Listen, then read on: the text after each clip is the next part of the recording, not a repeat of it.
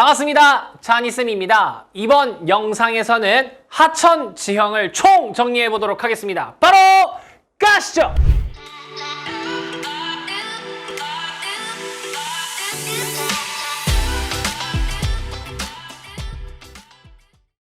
자, 한국지리에서 하천 지형의 내용이 상당히 많이 나옵니다. 그것을 한 방에 이 영상에서 정리해 보도록 하겠습니다. 자, 일단 여러분들이 하천 지형을 여러분들이 맞이해 주실 때 꼭 가지셔야 할 마음가짐이 하나가 있습니다. 그게 무엇이냐? 바로 이겁니다.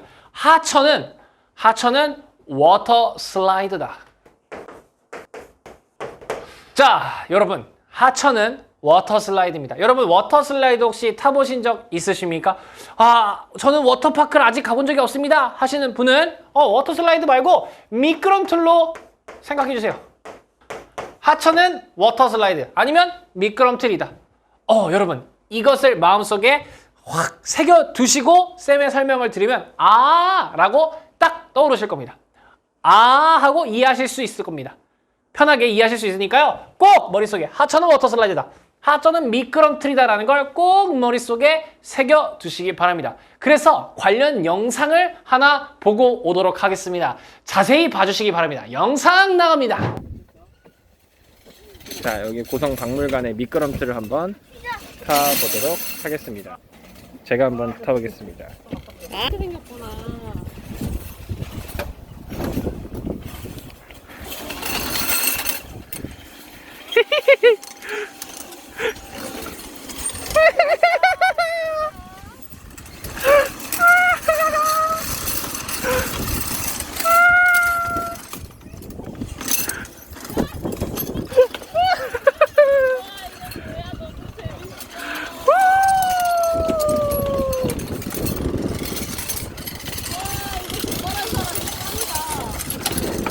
우와!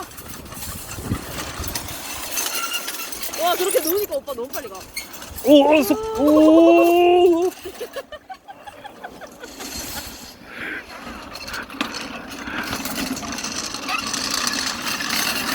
너무 재밌습니다. 야!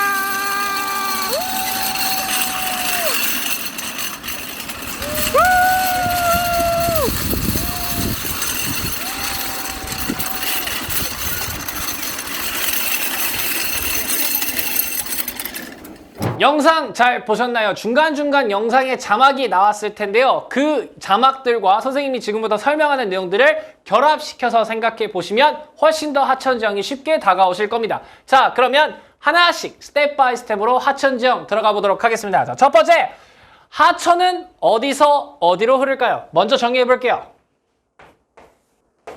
자, 여러분, 하천은 어디서 어디로 흐를까요? 선생님이 실제로 학생들한테 하천 어디서 어디로 흘러? 라고 물어보면 학생들이 가장 많이 하는 대답이 위에서 아래로요 라고 얘기를 하는데요. 물론 맞는 설명이기도 합니다만 우리가 이제 지리를 하기 때문에 위아래는 방향을 나타낼 수 있습니다. 지도에서 위아래는 북쪽 남쪽을 가리켜서 위에서 아래로라고 하면은 서술형에서는 틀릴 수도 있단 말이죠. 정확하게 표현해야 됩니다.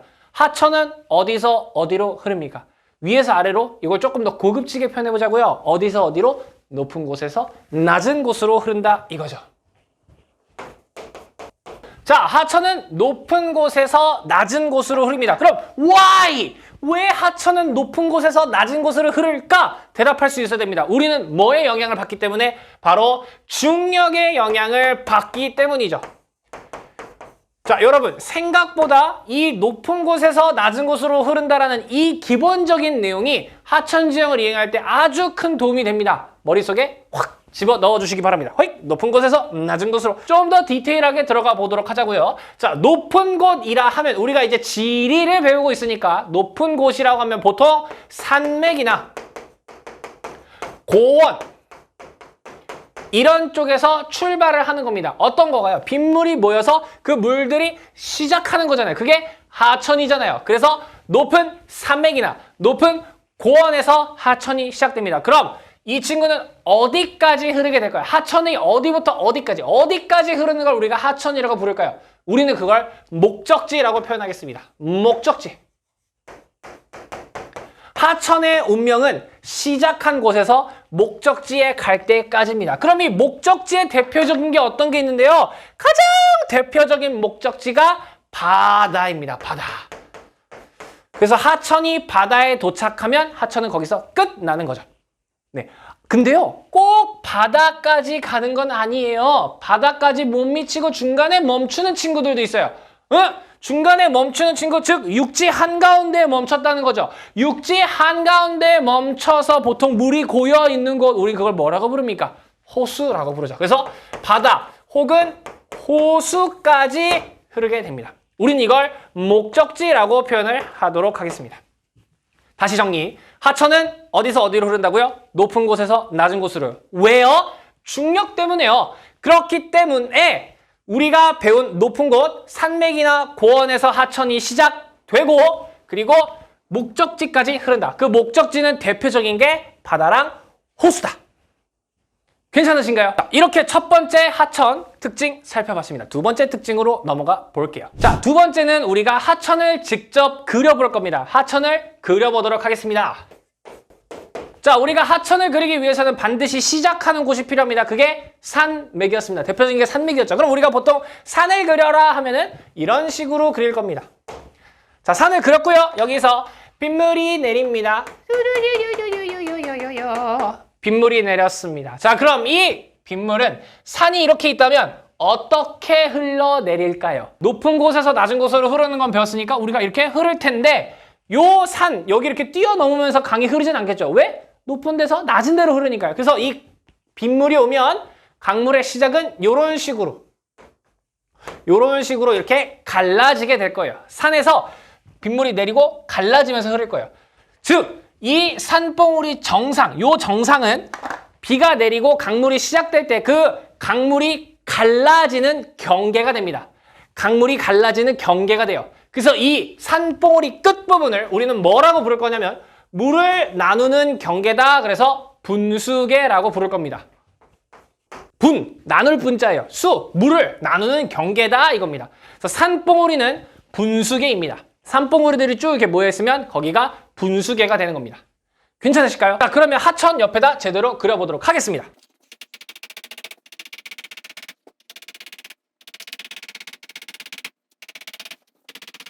자, 쌤이 처음 하천이 시작되는 산맥을 대략적으로 그려봤습니다. 자, 여기가 제일 높은 곳이고요. 산맥이 이렇게 이어지는 거라고 보시면 되겠습니다. 자, 그럼 여기 비가 내렸습니다. 비가 내려요.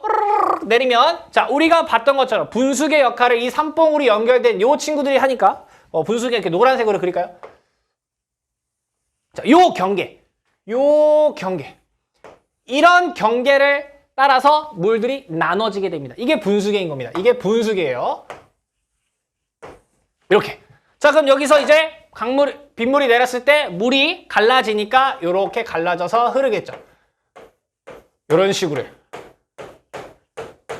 괜찮아요? 네, 이렇게 쭉 그려볼게요. 자, 이런 식으로 흐른 물들이 모여서 이제 강물을 이루겠죠.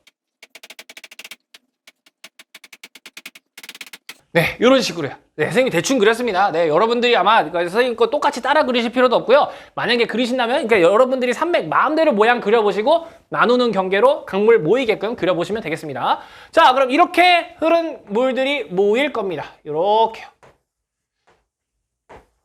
이런 식으로 모인다고 가정을 해볼게요. 뭐 여기 옆에 또 다른 산맥이 있을 수도 있고 뭐 이렇게 모일 수도 있겠죠. 이렇게. 그래서 이렇게 모였다고 가정해볼게요. 선생님은 산맥 하나만 그린 겁니다. 여러 개 산맥이 있을 수도 있겠죠. 자, 이렇게 됐을 때 이제 여기서 강물이 모여서 흐르게 됩니다. 자, 이렇게 됐을 때 강물이 요게 메인이 전부 다 모여가지고 하나의 강줄기가 되잖아요. 그래서 이렇게 메인이 되는 물줄기가 생깁니다. 요 메인이 되는 물줄기를 본류라고 부를 거예요. 본류. 노란색으로 할게요. 이런 걸 본류라고 합니다. 본류. 메인스트림이에요. 메인스트림. 자, 그런데 여기서 이렇게 조금씩 하나씩 이 본류에 이르기까지 조그만 친구들이 있잖아요. 조그만 강물들, 조그만 하천들 이런 친구들 있잖아요. 이런 친구들을 지류라고 표현할 겁니다. 이런 거 작은 거 하나하나가 지류가 되는 겁니다.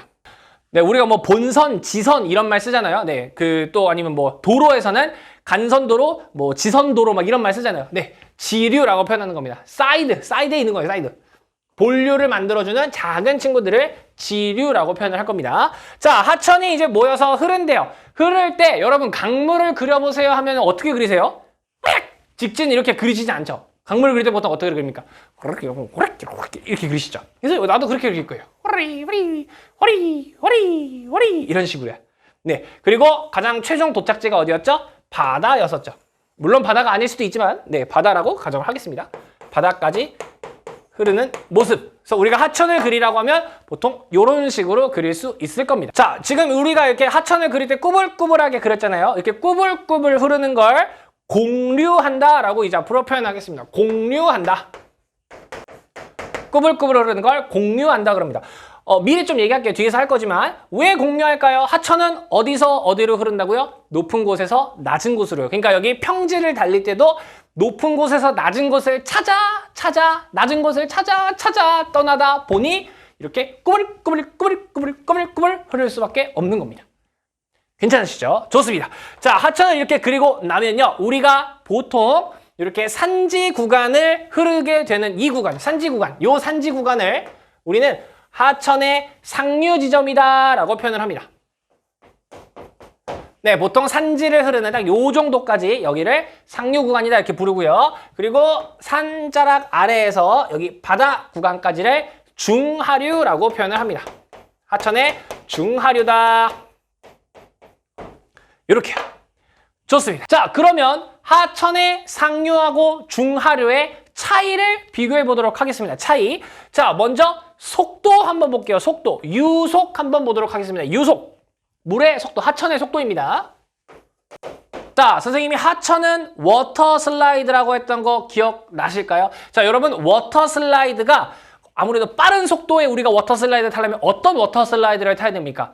경사가 가파른, 완전 가파른 그런 워터 슬라이드를 타야 빨리 내려가겠죠. 자, 그럼 상류하고 중하류를 비교해 보겠습니다. 속도를 비교할 거예요. 여기는 산지입니다. 즉 경사가 급한 구간들을 막 흐르고 있는 거고요. 그리고 중하류 지역은 나름 평지 지역을 달리고 있는 하천이라고 보시면 되겠죠. 그러면 어디가 더 속도가 빠를까요? 어디가 더 빠를까요? 네, 아무래도 경사가 더 가파른 상류가 좀 더 빠를 겁니다. 그래서 유속은 상류가 빠르고요, 하류가 느립니다.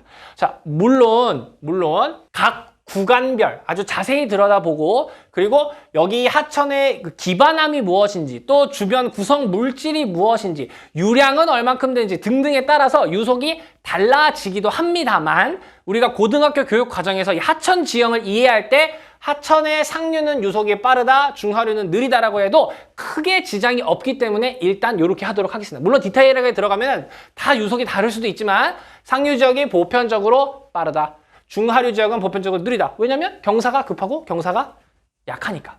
네, 워터 슬라이드니까. 그렇게 기억해 주시면 좋겠습니다. 네, 그 다음에 유량, 물의 양을 보도록 하겠습니다. 물의 양, 유량이라고 표현합니다. 자, 물의 양, 그림 보시면 이제 아실 수 있을 겁니다. 여기는요, 물들이 이제 빗물이 내려가지고 강물들이 막 만들어지기 시작해서 강물이 흐르는 곳이고요.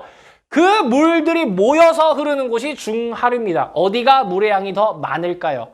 네, 여기 하류 지역에 여기 산맥 말고 다른 산맥도 있었으면 또 물 합쳐지는 거겠죠? 그러니까 아무래도 상류보다는 중하류 지역이 물의 양은 훨씬 더 많더라. 물의 양은 중하류가 좀 더 많더라. 이렇게 정리할 수 있겠네요. 자, 그 다음에는 하폭을 보도록 하겠습니다. 하폭. 네, 하폭은 강의 폭, 강의 넓이라고 보시면 되겠습니다. 자, 위쪽은 강이 이제 막 시작돼가지고 요 강줄기 하나를 보고밖에 보시면 강물들이 막 좁은 산맥을 따라서 막 흐르고 있잖아요. 근데 여기는 이제 넓게 막 흐르고 있죠. 강의 폭 역시 하류가 좀 더 크게 됩니다. 하류가 더 넓다. 자, 그럼 다음 걸 이제 유추해 볼게요. 하천은 뒤에서 배우겠지만 뭔가를 침식하기도 하고 뭔가를 퇴적하기도 합니다. 자, 우리가 아까 쌤이 워터 슬라이드라고 했죠. 여러분, 워터 슬라이드를 타면요, 타고 내려갈 때 엉덩이가 뜨겁잖아요. 엉덩이가 뜨거워요. 왜요? 엉덩이랑 나랑 그 워터 슬라이드 바닥이랑 부딪히면서 마찰이 일어나니까요. 하천도 워터 슬라이드입니다. 하천도 강 바닥이랑 마찰하면서 내려가요. 즉 깎아요. 하천은 침식을 하면서 내려와요. 침식을 하면서 내려와요. 그죠? 네, 워터 슬라이드. 엉덩이 따뜻해지면서 내려와요. 그러다가 자, 워터 슬라이드 쌤 그 미끄럼틀 타는 영상 보셨죠? 중간에 쌤이 멈추기도 합니다. 왜요? 아쉽지만 슬프게도 인정할 수밖에 없지만 쌤이 무거우니까요.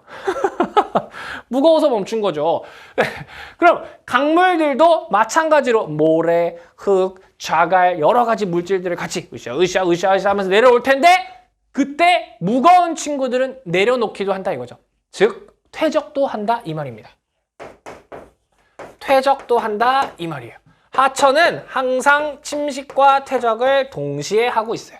항상. 자, 근데 워터 슬라이드에서 아무래도 경사가 빠르고 유속이 빠르다 보니까 여기서는 멈추지 않고 중간에 멈추기보다는 깎이는 힘이 더 크더라. 그래서 상류에서는 침식이 좀 더 활발하게 진행되더라. 그리고 하류 지역에서는 아무래도 경사가 완만한 워터 슬라이드를 타고 있는 거다 보니까 잘 멈추더라. 그래서 퇴적이 좀 더 활발하더라. 자, 여러분 침식하고 퇴적은 항상 일어나는 겁니다. 항상 일어나는데 상류 지역은 침식이 좀 더 우세하더라. 하류, 중하류 지역은 퇴적이 좀 더 우세하더라. 이렇게 정리해 주시기 바랍니다. 자, 그리고 하천이 흐르다 보면 하천의 주변에 있는 돌들은 이 하천물에 계속 깎여 나갑니다. 그러다 보니까 이 모양이 둥글둥글한 모양을 갖게 됩니다. 둥글둥글한 모양의 정도를 원마도라고 표현을 할 겁니다. 원마도. 얼만큼 원처럼 돼 있습니까? 얼만큼 원의 정도가 얼만큼입니까? 라고 표현을 하는 겁니다. 아무래도 상류보다는 하류까지 올 때 오랜 시간을 계속 깎이다 보니 하류 지역이 원마도가 좀 더 크다고 합니다. 네, 마지막으로요. 퇴적물의 크기 보도록 하겠습니다.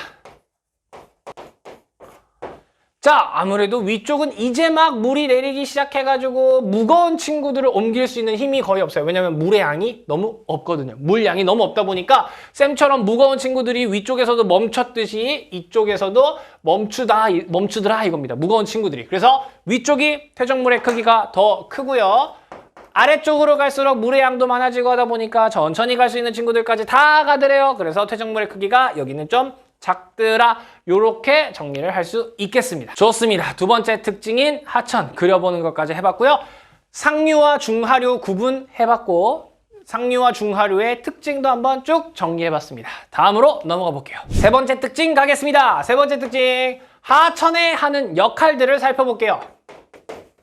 자, 하천은 워터 슬라이드라고 했습니다. 워터 슬라이드 사람을 싣고 날라줍니다. 그죠? 옮겨주는 거잖아요. 그러다 보니까 하천이 온갖 모래, 자갈 뭐 이런 친구들을 옮겨주기도 한데요. 우리는 그거를 운반이라고 표현할 겁니다. 운반해주더라. 뭔가를 운반해주기도 하고 워터 슬라이드를 타면서 가다 보니까 엉덩이가 뜨거워졌죠. 아이고 엉덩이가 뜨거워. 엉덩이가 뜨거우니까 데이잖아요. 계속 마찰이 일어나잖아요. 그러다 보니까 뭔가 깎기도 하더라. 침식도 하고 그리고 워터 슬라이드 쌤 미끄럼틀 타다가 중간에 멈췄잖아요. 멈추면서 어딘가에 이렇게 침식해서 운반한 것들을 쌓아놓기도 하더라. 그래서 퇴적을 하더라. 이렇게 세 가지 역할을 한다고 보시면 되겠습니다. 자, 쌤이 강조하는 워터 슬라이드로 비교해 보자고요. 워터 슬라이드.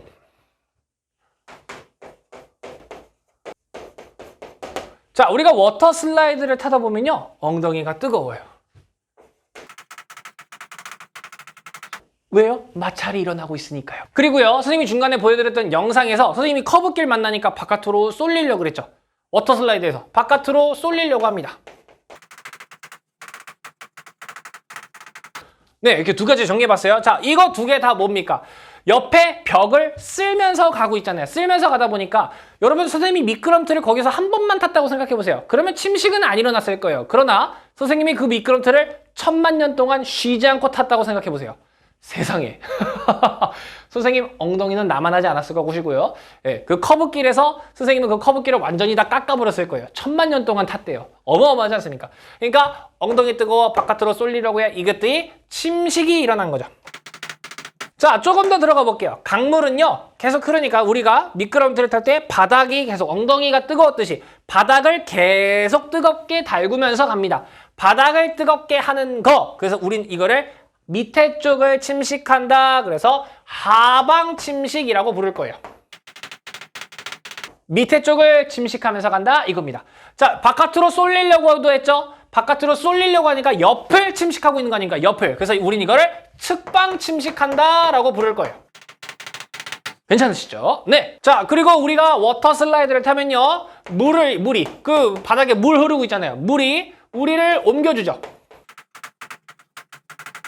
네, 목적지 시작하는 곳에서 목적지까지 옮겨줍니다. 우린 이걸 운반한다 라고 할 거예요.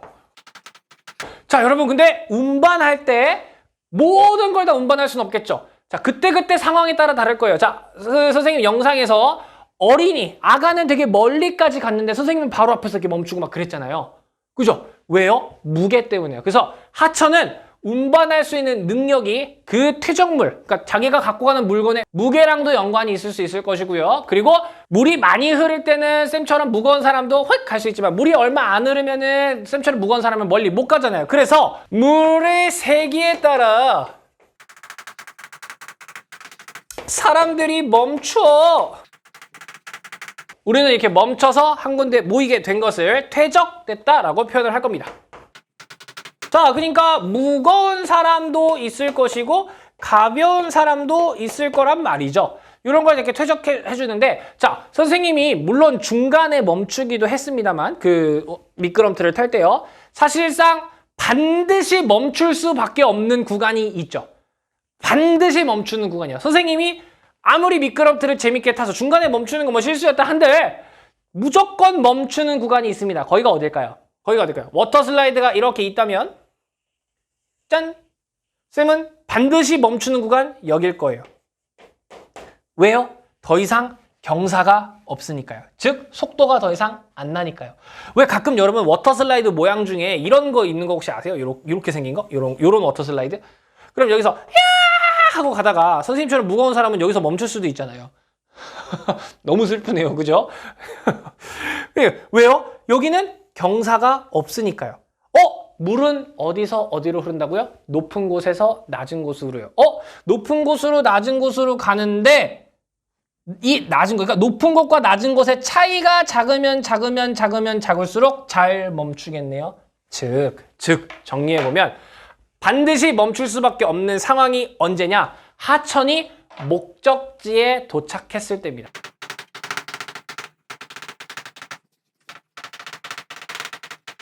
하천이 목적지에 다다랐다는 얘기는 항상 요런 지점일 거예요. 항상 요런 지점, 요런 지점. 즉 경사가 갑자기 바뀌는 구간에선 반드시 퇴적될 수밖에 없습니다. 네, 그래서 이걸 다시 조금 더 어려운 표현으로 정리를 하면 하천이 이렇게 경사가 갑자기 바뀌는 경사 급변점에 도착하면 경사가 급변하는 점이다 이거예요. 경사 급변점에 도착하면 퇴적이 된다. 퇴적이 된다. 이렇게 생각해 주시면 되겠습니다. 자, 그럼 하천 흐르는 걸 옆으로 한번 또 다시 그려볼게요. 자, 여기 이렇게 산지가 이렇게 있고요. 산지에서 쭉 흘러서 평지를 이렇게 흐르다가 이런 식으로 여기 바닥까지 자, 요 위로 강물이 이제 흐르는 거죠. 이렇게 이런 식으로 강물이 흐르게 될 겁니다. 자, 우리가 방금 봤듯이 하천은 침식한대요.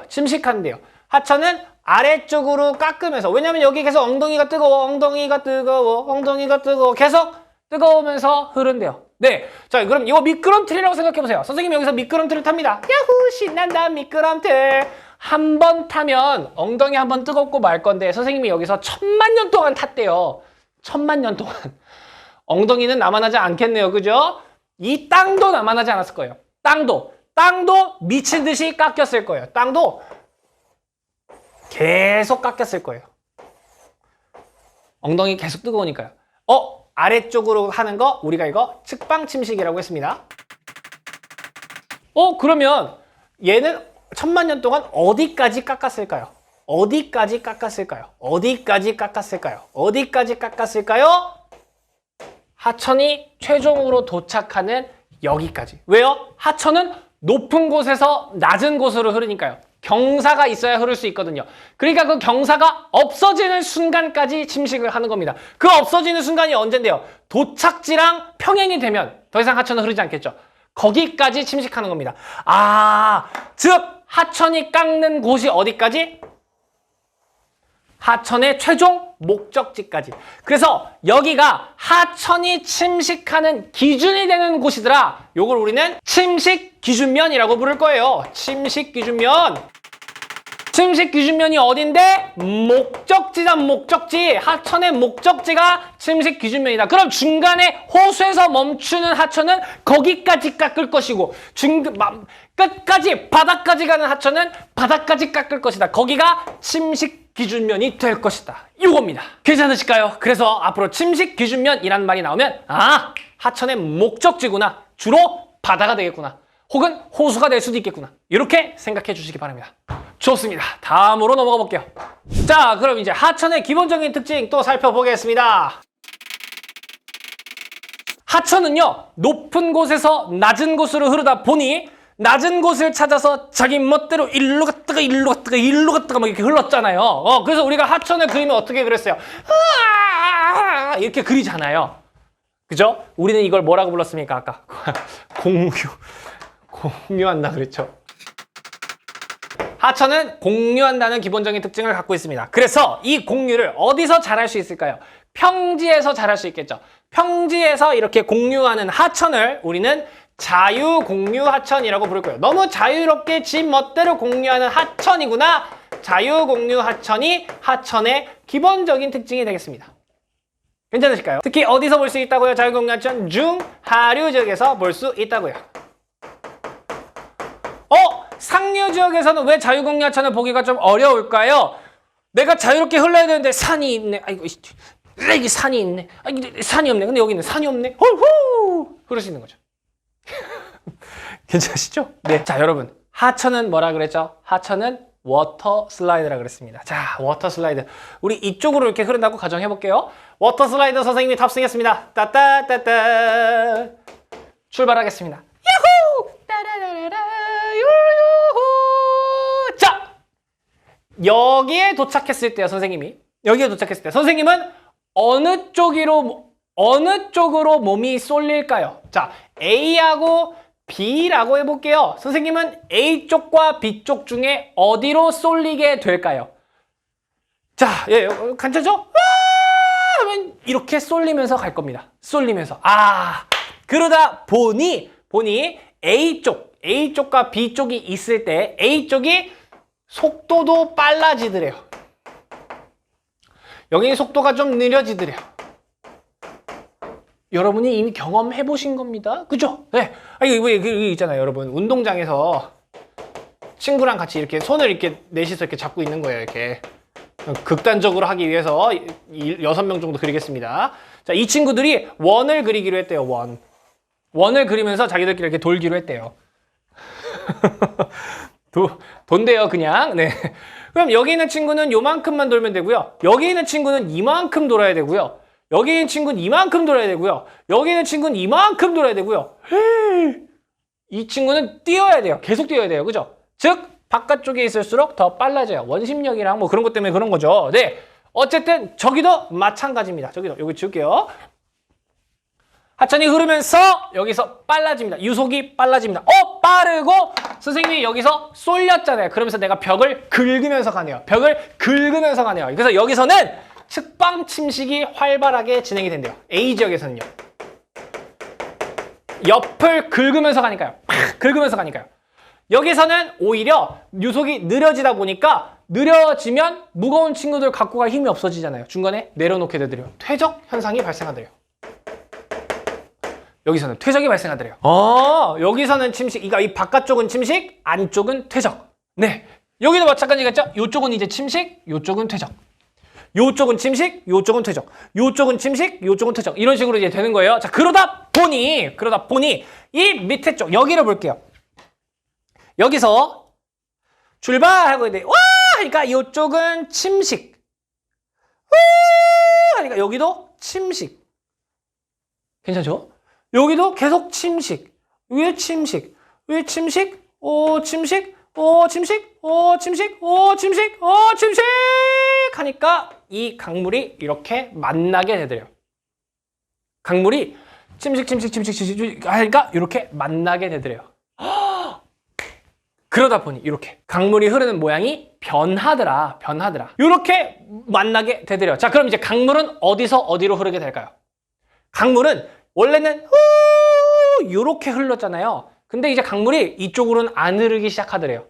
왜 그럴까요? 강물은 어디서 어디로 흐른다고요? 높은 곳에서 낮은 곳으로요. 자, 그러면 우리가 여기를 A, 동그라미 A, 여기를 동그라미 B, 동그라미 C 지역이라고 해볼게요. 높이가 가장 높은 곳은 어디입니까? 높이가 가장 높은 곳. 높이가 가장 높은 곳은 A일 거예요. 왜요? 강물은 높은 데서 낮은 데로 흐르니까요. 그러니까 높이는 A가 가장 높을 거고요. 그 다음은 B겠죠. 왜냐하면 강물은 높은 데서 낮은 데로 흐르니까요. B가 더 높을 거고요. 그 다음으로 C가 가장 낮을 거예요. 그런데 여기 A에서 C까지 단번에 뚫리게 되었죠. 그렇다는 얘기는 갑자기 더 가파른 미끄럼틀이 생기게 된 겁니다. 즉, 더 가파른 쪽으로 물이 흐르려고 하겠죠. 그러니 물이 계속 이렇게만 흐르게 되는 거예요. B 쪽으로는 물이 많이 흐르지 않게 되더라, 이런 거예요.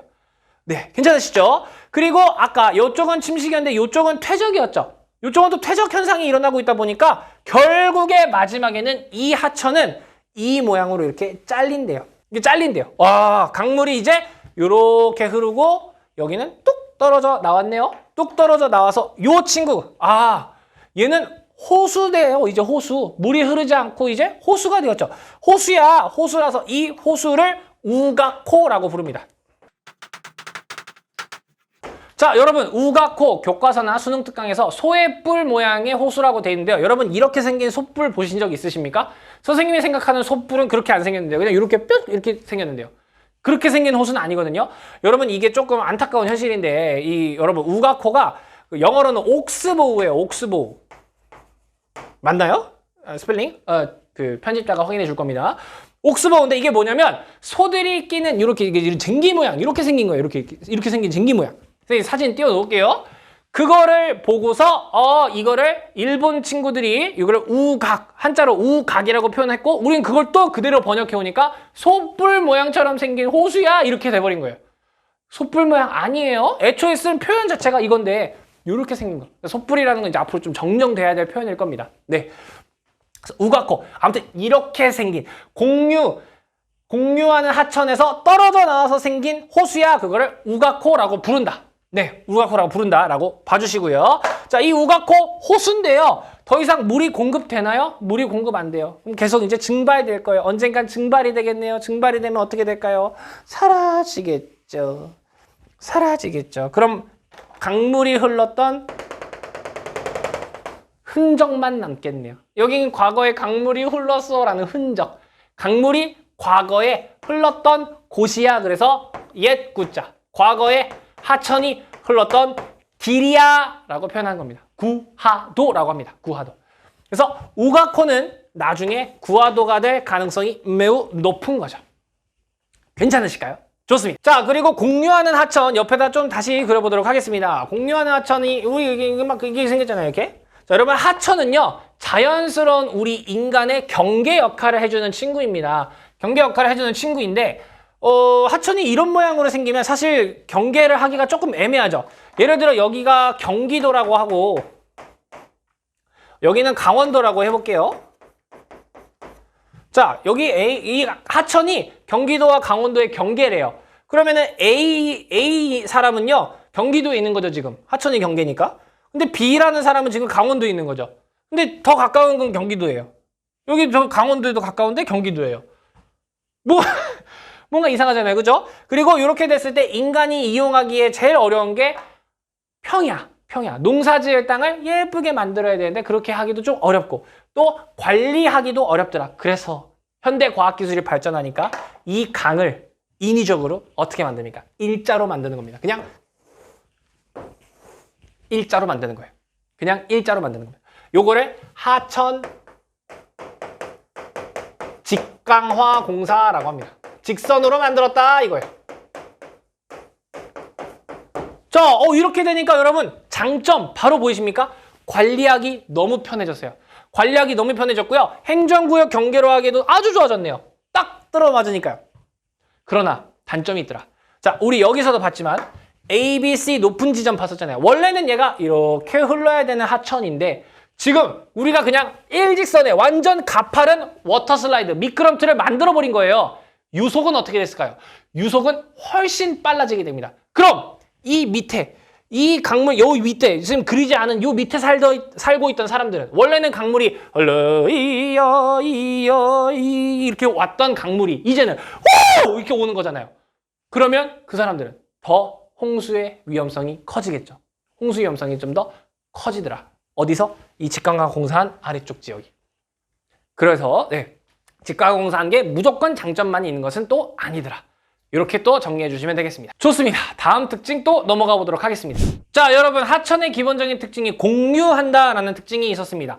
자, 그런데요. 이 공유하는 하천은 주로 중하류에서 잘 볼 수 있다 그랬습니다. 왜냐면 상류 지역은 산지가 많다 보니까 공유하려면 자꾸 부딪히니까요. 그런데 우리 한국질이지 않습니까? 우리나라 하천의 특징입니다.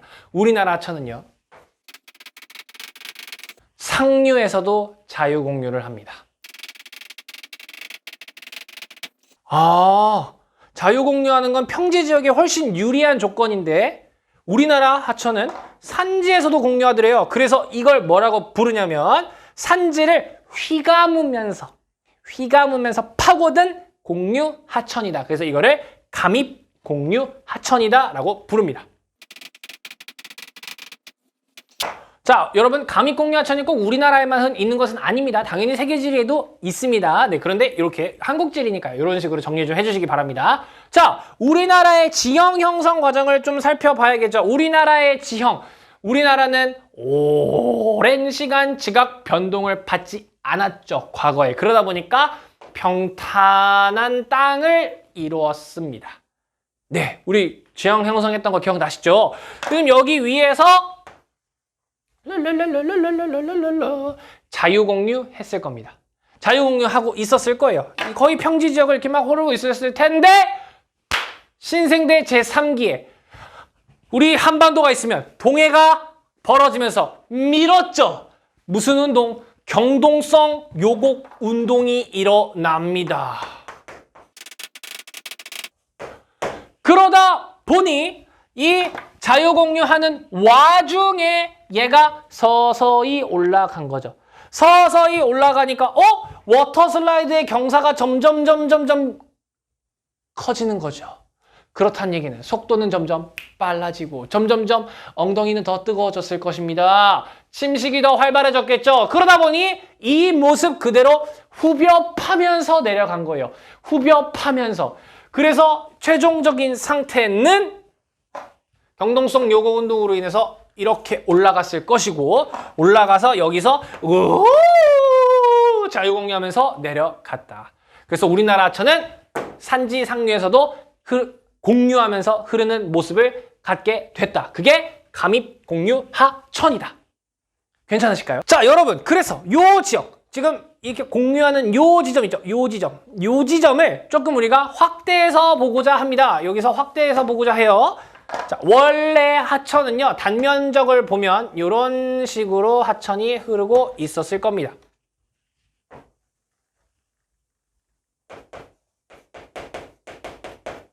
자, 지금 보시면 야 하고 워터슬라이드 타는 거죠. 와 하고 타고 가다가 여기 이쪽은 지금 빨라지고 있죠. 그러니까 지금 여기 단면적을 그렸을 때 어느 방향으로? 이쪽 방향으로 측방 침식이 이루어지려고 했을 거예요. 그리고 당연히 하천은 항상 엉덩이가 뜨거워 항상 하천 아래쪽으로 하방 침식도 하고 있었을 거예요. 그런데 이 상황에서 뭐가 온 거예요? 경동성 요곡 운동이 온 거죠. 이 땅이 들린 거예요. 우르르르 들린 거예요. 우르르르 들리니까 하천이 측방 침식을 여기는 하면서 밑으로 덮한 거죠. 밑으로 덮하면서 우르르르 이렇게 되다 보니까 여기 모양이 어떻게 되냐면 이런 모습이 되더라 이겁니다. 어떻게? 여기에 융기가 일어나면 경동성 요구 운동이 일어나고 나면 이런 모습이 되더래요. 자, 요거 어떤 느낌이냐면 하천이 측방침식하면서 밑으로 계속 판 겁니다. 이쪽으로 계속 팠겠죠. 이쪽으로. 그러니까 원래 이 모습으로 왔어야 되는데 밑으로 이렇게 파이면서 이렇게 융기를 우게 한 거죠. 그러다 보니까 어머 여기에 이렇게 뜨뜨뜨뜨 계단 모양의 언덕이 생기게 되었습니다. 이 계단 모양의 언덕을 우리는 하안단구라고 부를 겁니다. 하, 강의 안, 근처. 해안가 할 때 안자예요. 강 근처에 계단 모양의 언덕이야 하안단구라고 부르는 겁니다. 하안단구.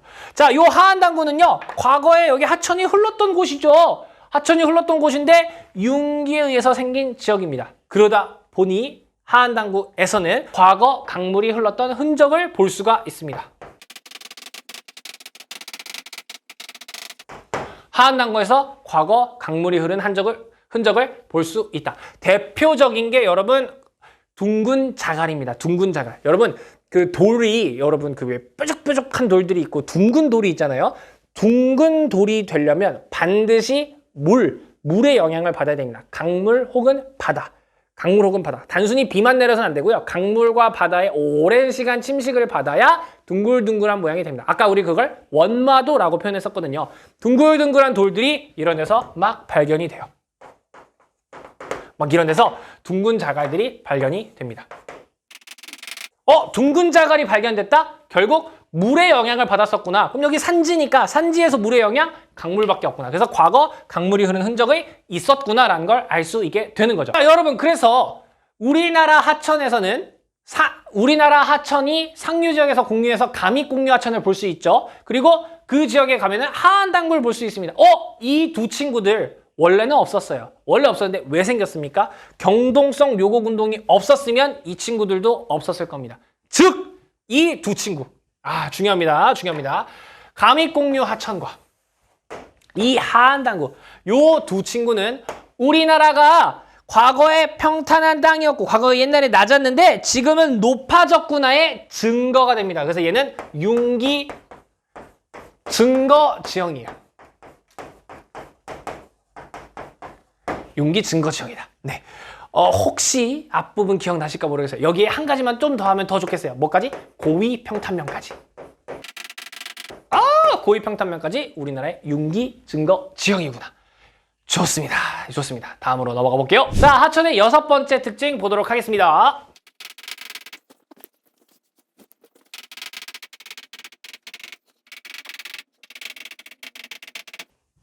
자, 하천이 여러 물질들을 운반하지 않습니까? 그러면서 어딘가에 쌓아놓죠. 그러면서 지형을 만든대요. 우리는 그거를 하천 퇴적 지형이라고 부를 겁니다.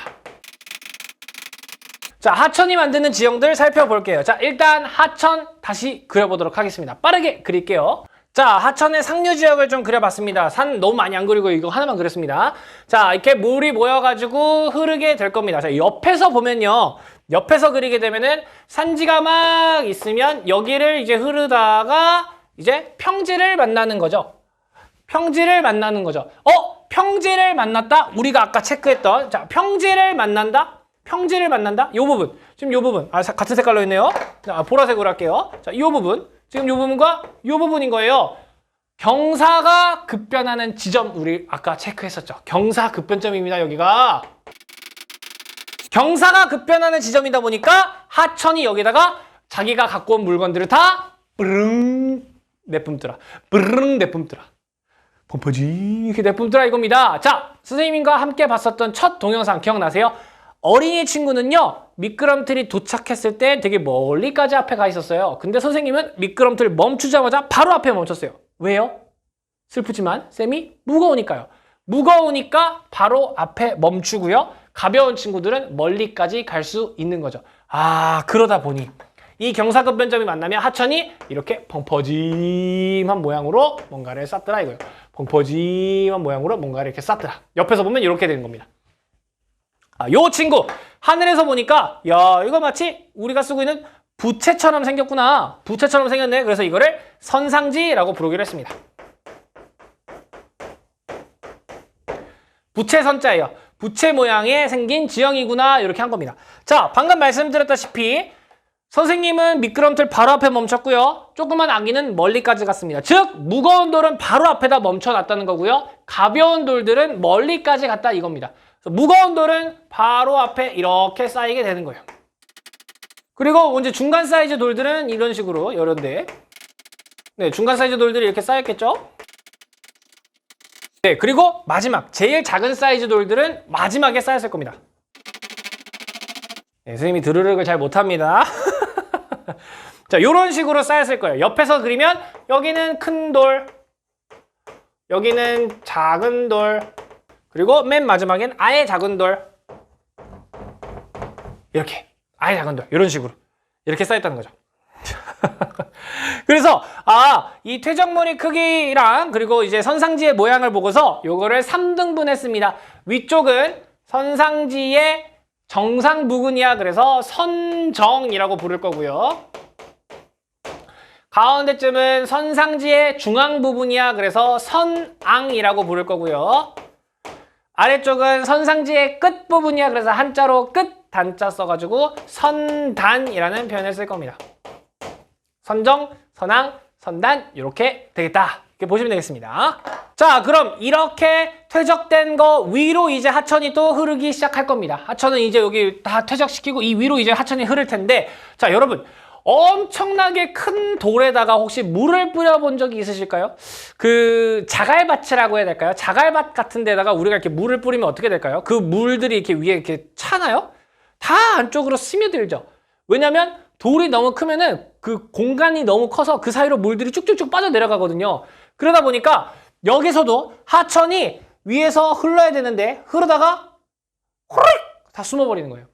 이 땅 밑으로 흐르는 거예요.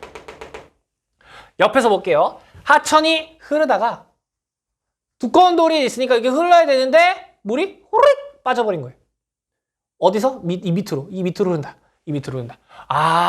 그래서 선정의 특징은요. 퇴적물의 크기가 너무 크다 보니까 하천이 그 위로 흐르지 못해서 숨는 현상이 발생한대요. 그래서 요거를 우리는 하천이 숨었다, 복류한다 라고 표현을 해요.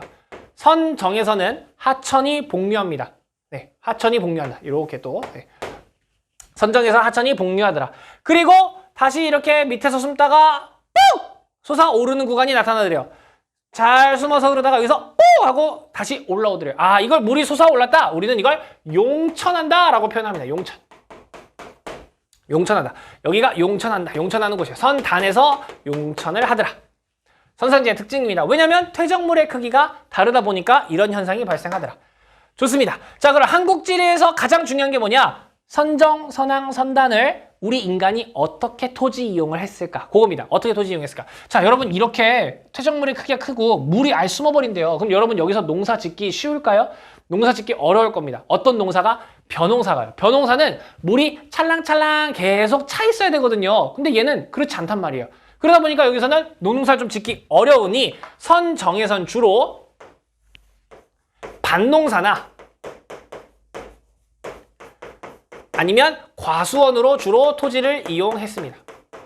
물을 가두지 않고도 할 수 있는 농사 같은 거예요. 하지만 반대로 선단은 이제 고운 흙들이 쌓여있다 보니까 물이 이제 잘 고여요. 즉 물을 잘 가둘 수가 있어요. 배수가 불량하다라고, 물이 잘 안 빠지는 거 배수가 불량하다라고 표현합니다. 여기는 물이 잘 빠졌죠? 배수가 양호하다. 배수가 불량하니까 드디어 여기서는 논농사를 지을 수 있게 된 겁니다. 논농사를 여기서 짓더라. 논농사를 여기서 지을 수 있더라. 자, 그리고요. 취락이 또 발달을 하는데요. 사람들이 살아야 될 거 아니에요? 어디서 살까? 자, 여기 선정은요. 물이 이렇게 모이는 경사급변점이 있는 지점이다 보니까 만약에 인간이 여기다가 이렇게 뭔가 저수지같이 시설 같은 걸 이렇게 만들어 놓으면 물이 이렇게 고이겠죠. 그러다 보니 물을 좀 쉽게 구할 수 있다 보니까 선정에서 취락이 발달되기도 합니다. 취락이.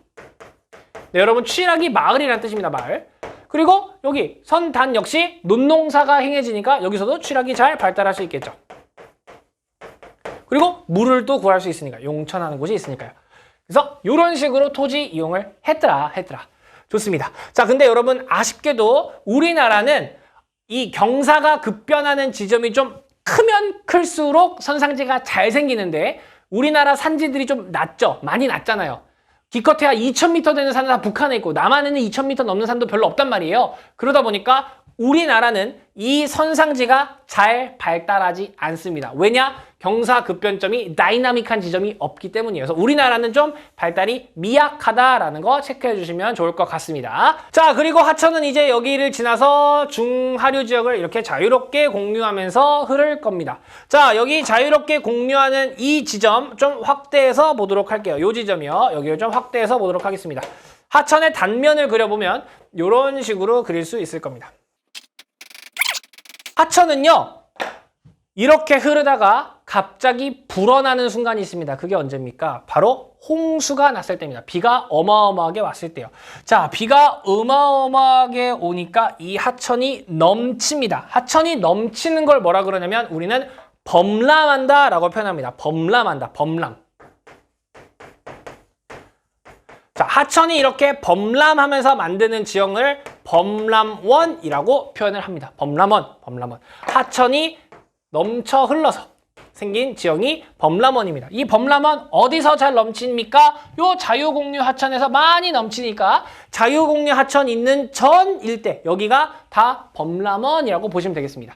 자, 근데 이 범람원에도 조금 자세하게 디테일하게 봤더니 여기 보니까 하천이 넘쳐 흘렀대요. 넘쳐 흘러서 이렇게 넘쳐 흐른 거죠. 자, 워터 슬라이드 딱 넘쳐서 이제 시작했습니다. 그럼 무거운 친구들을 먼저 내려다 쓸 것이고요. 가벼운 친구들 멀리까지 갔을 거예요. 그러다 보니 무거운 친구들을 이렇게 먼저 쌓고, 그리고 가벼운 친구들은 요 옆에 이런 식으로 쌓았다 이거예요. 반대편도 무거운 돌들을 이렇게 쌓고,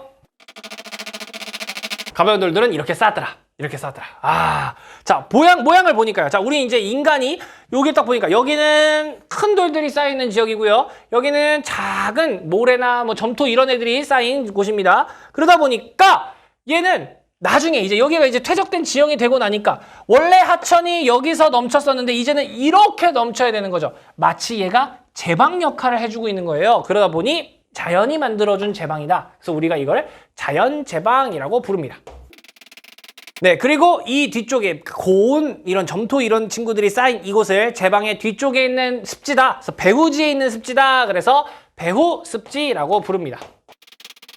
자, 그러니까 범람원은 자연제방과 배후습지로 구성이 되어 있는 거죠. 자, 여러분, 여기에도 이제 특징. 인간이 이 토지 이용 어떻게 했어?를 물어봅니다. 자, 자연제방은요, 큰 돌이래요. 아까 우리 여기서도 큰 돌에다가 물 뿌리니까 물 쑥쑥쑥 들어갔죠. 여기도 물 쑥쑥쑥 들어갈 거예요. 논농사가 불가능하더라. 그러다 보니까 여기도 밭농사가 주로 이루어지더라. 반대로 여기는 고운 흙들이니까 물을 쉽게 가둘 수 있더래요. 아, 여기선 논농사가 가능했겠구나. 논농사가 주로 이루어졌더라. 좋습니다.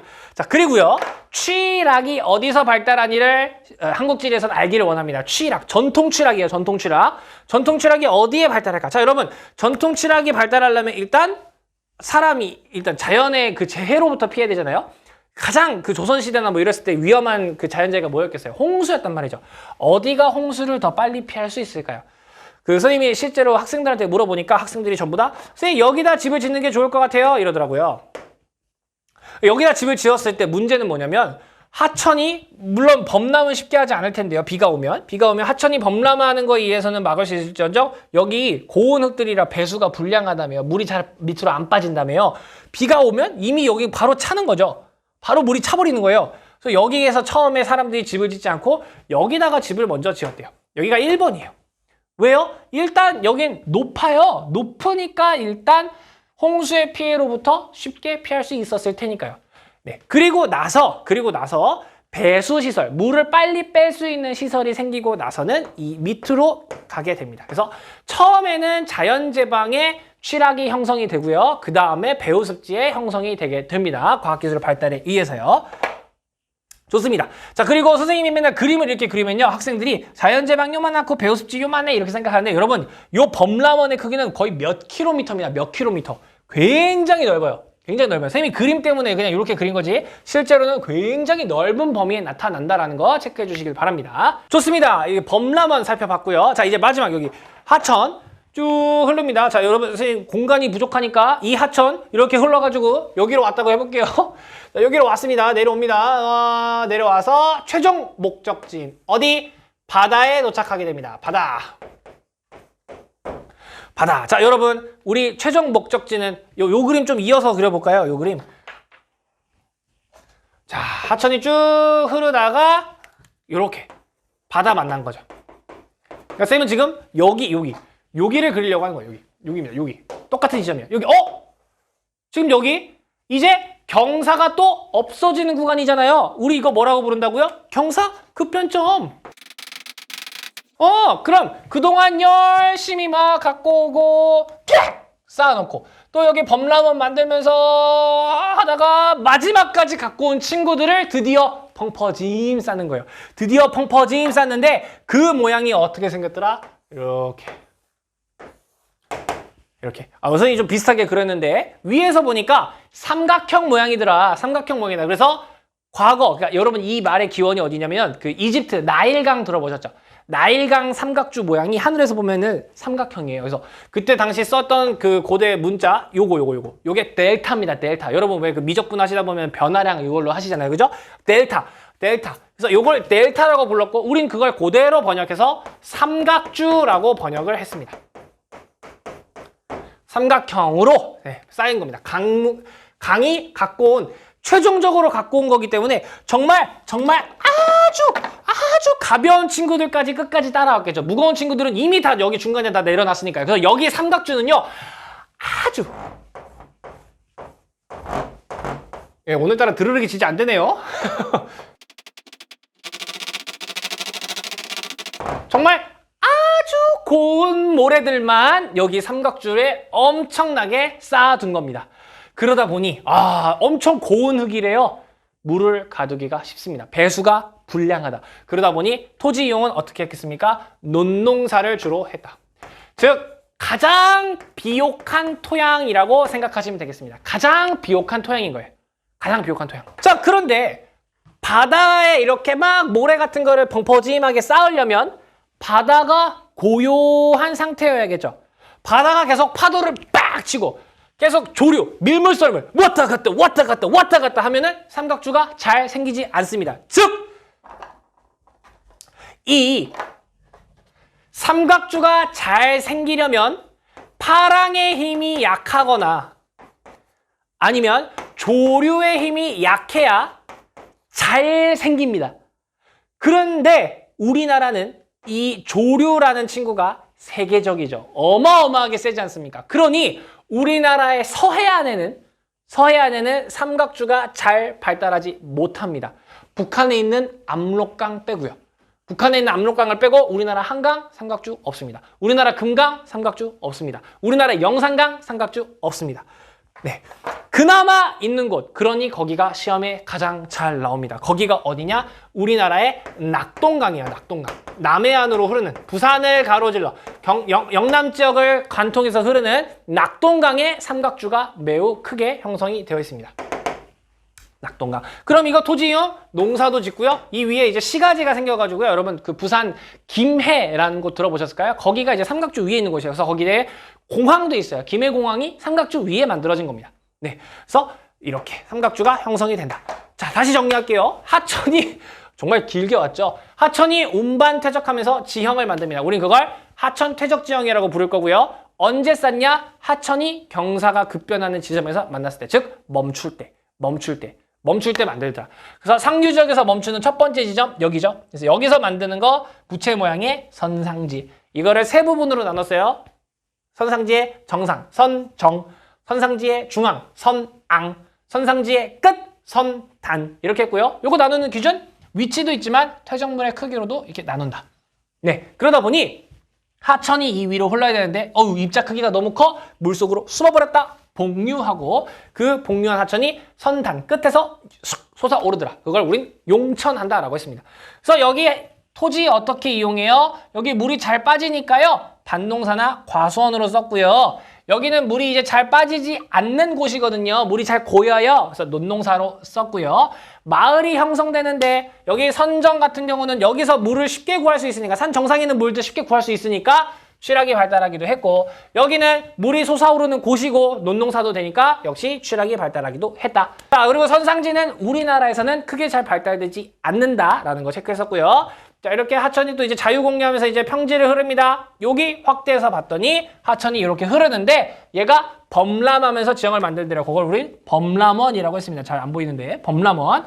자, 근데 이것도 역시 퇴적물 크기로 나눌 수 있더라. 그래서 퇴적물 크기가 큰 것들이 이렇게 쌓인 곳, 높은 곳, 여기를 자연이 만든 제방이야, 자연제방이라고 불렀고, 뒤에 여기 작은 모래나 점토질 같은 게 이렇게 쌓였다. 이 친구들은 자연제방 뒤쪽에 있는 배후지에 있는 습지야. 그래서 배후습지라고 불렀다. 그럼 우리가 이거 토지이용 어떻게 해요? 얘는 물이 잘 빠진대요. 그러니까 밭농사, 물이 잘 안 빠져요. 논농사를 할 수 있게 되었더라.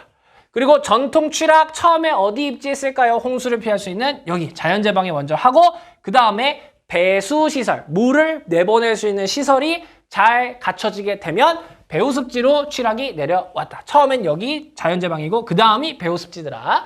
네, 이렇게 범람원들 만들면서 쭉 흐르다가 최종적으로 바다에 도착하게 되면 마지막 경사 급변점에 도착한 거죠. 펑퍼짐하게 쌓았는데 그 모양이 삼각형이더라. 그래서 삼각주라고 불렀고 이 친구는 강물이 시작한 곳에서 정말 온갖 산전수전을 다 겪은 거잖아요.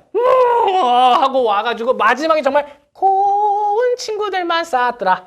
그래서 여기서는 고운 모래니까 물이 잘 빠지지 않는다. 그래서 논농사를 주로 이용했고 이 삼각주가 잘 생기려면 바다가 고요해야 된다. 그래서 파랑이 약하거나 밀물썰물이 약해야 되는데 우리나라는 밀물썰물이 아주 세계적으로 강하다 보니까 삼각주가 잘 발달되지 않더라. 그런데 잘 발달된 곳이 어디더라? 낙동강 하류. 그래서 낙동강의 삼각주가 가장 대표적이더라. 이렇게 정리하시면 되겠습니다. 네, 지우지 않고 클로징 하도록 하겠습니다. 정말 긴 영상 보시느라 너무너무 수고 많으셨고요.